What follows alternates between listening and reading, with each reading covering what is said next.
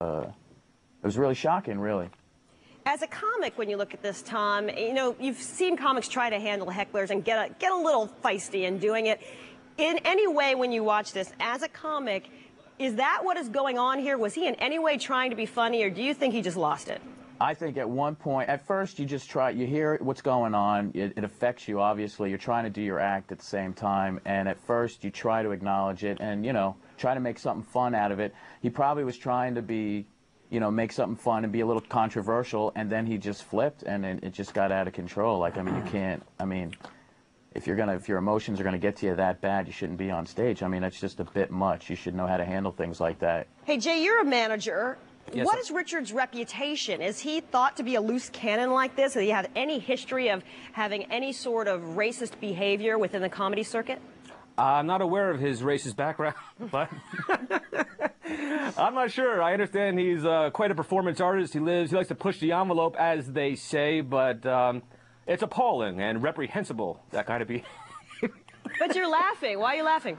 It's just nerves being on TV. Nervous being on TV. Okay, Tom, hey, you've been on the road with Lisa Lampanelli. She's very funny, but she does a lot of race humor and really takes it right to the edge. Some would say she takes it over the edge. When does race humor cross the line if someone decides, okay, I think he was trying to be funny? Well, I really don't like to comment on other people's acts and stuff like that, but, I mean, well, how about for you? Do you ever go that far? No, never. I mean, there's obviously, I mean, you just got to know how to handle yourself. I mean, there's no reason to go that far. You do your material. If somebody affects you, I either tend to ignore them. If that doesn't work, you say something.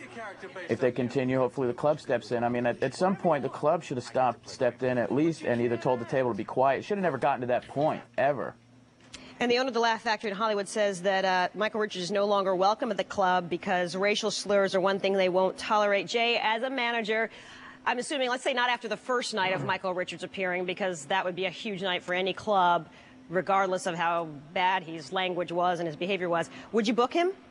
No, we don't condone that kind of act. We started 30 years ago. Seinfeld started at the club, and he was one of the first intellectual comedians that we had, where you had to really think about the humor and how it came across on stage, and it was more of an intellectual type of thought. You know, rants like that, they're not funny, they're not accepted in either stand-up comedy or everyday life nowadays. So we don't book anybody like that. We are more of a, just a fun-spirited club that's been around for 30 years, and that's the reason why we've been here for 30 years. J.R., yes, manager of New York City's Comic Strip Live, and Tommy, thanks for weighing in. We appreciate it, you guys. Thank you.